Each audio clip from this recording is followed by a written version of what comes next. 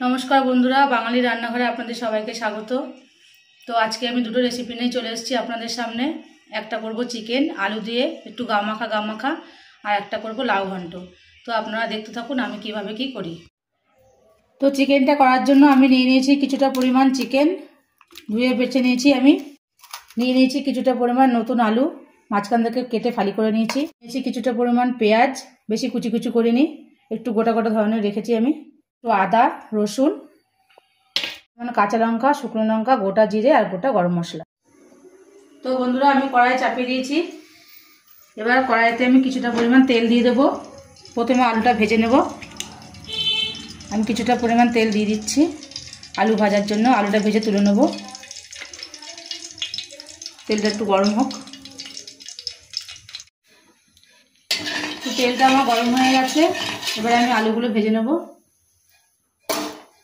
তো আলুগুলো এবার আমি একা একা ছেড়ে দেবো।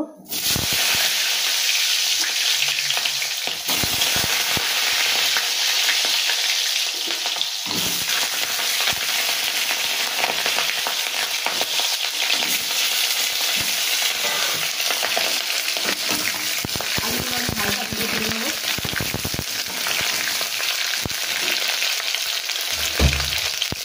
আলুতে একটু অল্প লবণ দিয়ে দেবো যাতে ভালো করে ভেতরে লবণটা ঢোকে। আর একটু দিয়ে দেবো সামান্য হলুদ।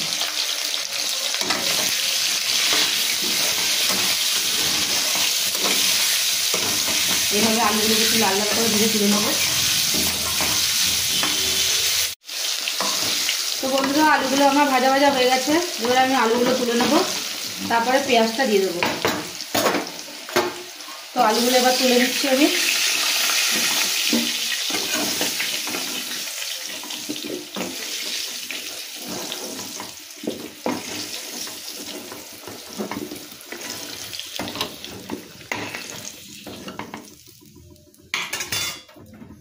কড়াতে কিছুটা তেল দিয়ে দিই।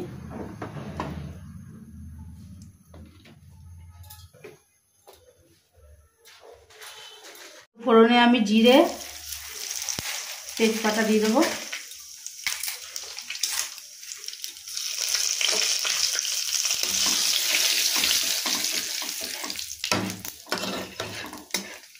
এবার দিয়ে দেবো কুচনো পেঁয়াজ।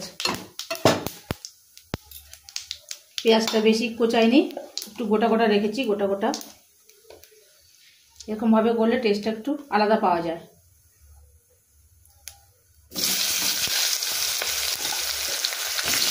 পেঁয়াজগুলো আমি দিয়ে দিলাম। এবার পেঁয়াজটা কিছুটা পরিমাণ ভাজা ভাজা হবে, তারপর আমি মশলা দেবো। তো পেঁয়াজটা কিছুক্ষণ ভাজা ভাজা হোক, তারপর আপনাদের আবার দেখাচ্ছি।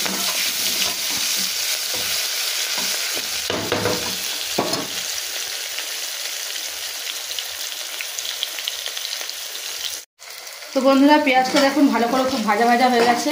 কালারটা খুব সুন্দর হয়েছে পেঁয়াজের ভাজার কালারটা।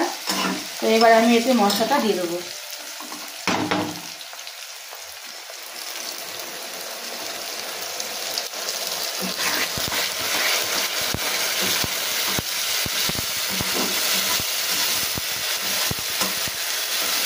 এবার আমি এতে অ্যাড করবো পরিমাণ মতো লবণ,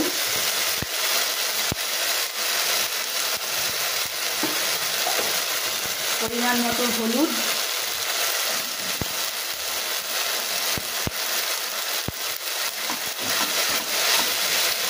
আর এতে দিয়ে দেবো মশলার বাটি ধোয়া জলটা।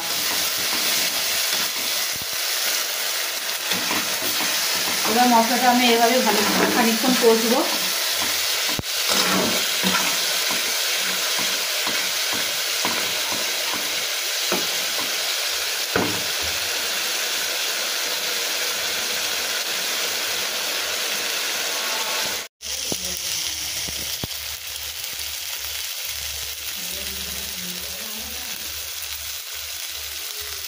মশলাটা আমার খুব ভালো করে কষানো হয়ে গেছে।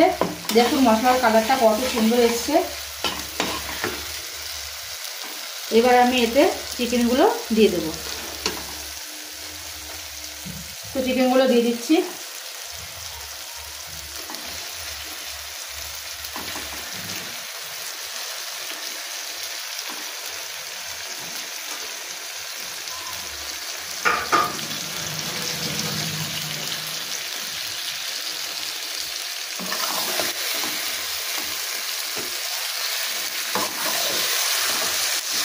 চিকেনটা এবার ভালো করে আমি কষিয়ে নেব মশলার সঙ্গে।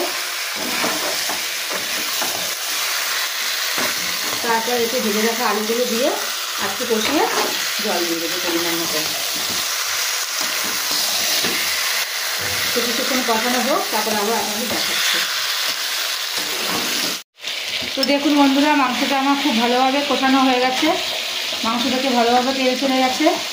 এবার আমি এতে ভেজে রাখা আলুগুলো দিয়ে কিছুক্ষণ কষিয়ে জল দিয়ে দেবো।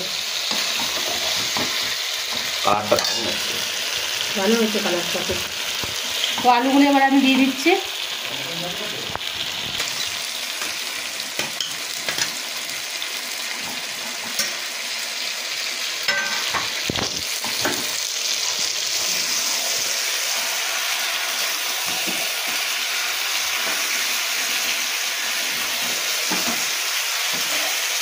তো দেখুন বন্ধুরা, মাংস আর আলু দুটোই আমার খুব ভালোভাবে কষানো হয়ে গেছে এবং কালারটাও খুব সুন্দর এসছে, দেখলেই বুঝতে পারবেন আপনারা। এবার আমি গামাখা জল দিয়ে দেবো।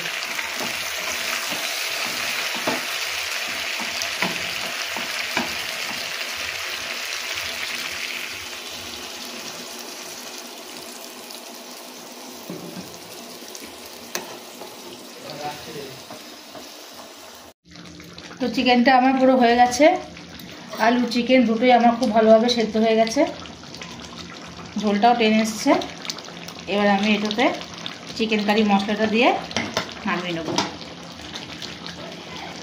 তো চিকেন কারি মশলাটা আমি দিয়ে দিলাম, ওপর থেকে ছড়িয়ে দিলাম।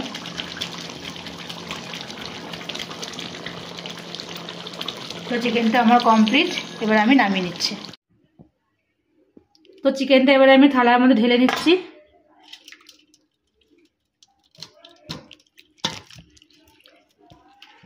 গন্ধটা সেই বেরিয়েছে।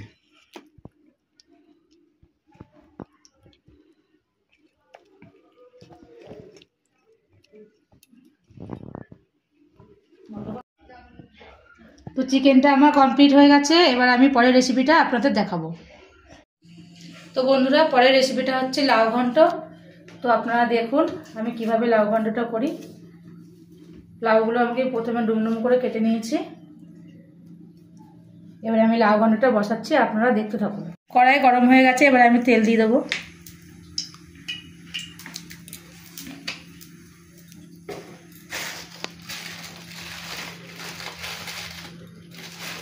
তেলের মধ্যে আমি জিরে তেজপাতা ফোড়ন দিয়ে দিচ্ছি।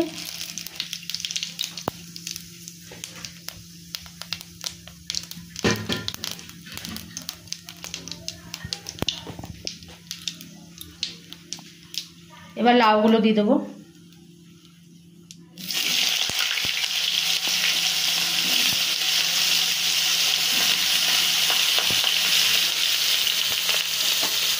তো বন্ধুরা, এবার লাউয়ের মধ্যে আমি একটু জিরে একটু কাঁচা লঙ্কা বাটা দিয়ে দেবো, দিয়ে দিলাম। এবার দেবো স্বাদ মতো লবণ, আর দেবো সামান্য হলুদ। হলুদ তো যে যেমন খায় আর কি। লাউ বেশি হলুদ দিলে ভালো লাগবে না দেখতে।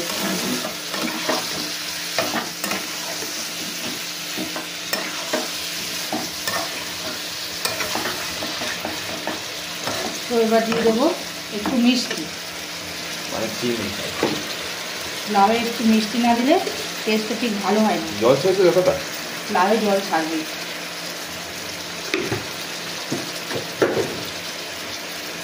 যার জন্য আমি আগে লবণ দিইনি, লবণ আগে দিলে আরও জল ছাড়তো।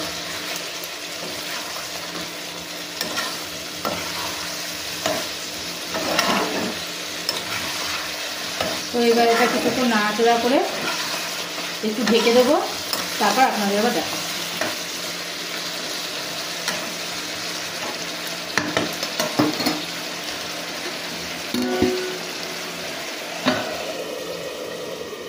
এটাকে আমি চাপা দিয়ে দিলাম। তো বন্ধুরা, ঢাকনাটা এবার আমি তুলে দেখছি লাউটা কতটা সেদ্ধ হয়েছে। লাউটা খুব ভালোভাবে সেদ্ধ হয়ে গেছে।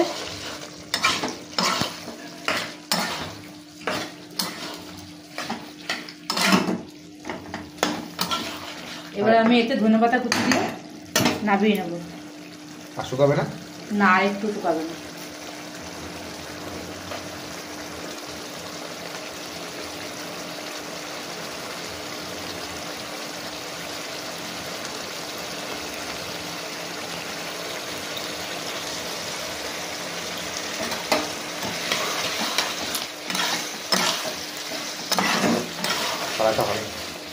খুবই সাধারণ একটি রেসিপি, এদের মধ্যে পেটের পক্ষেও খুব ভালো। তো আপনারা বাড়িতে এভাবে করে খাবেন, খুব ভালো লাগবে। তো এবারে আমি লাউ ঘন্টটা থালায় নামিয়ে নিচ্ছি।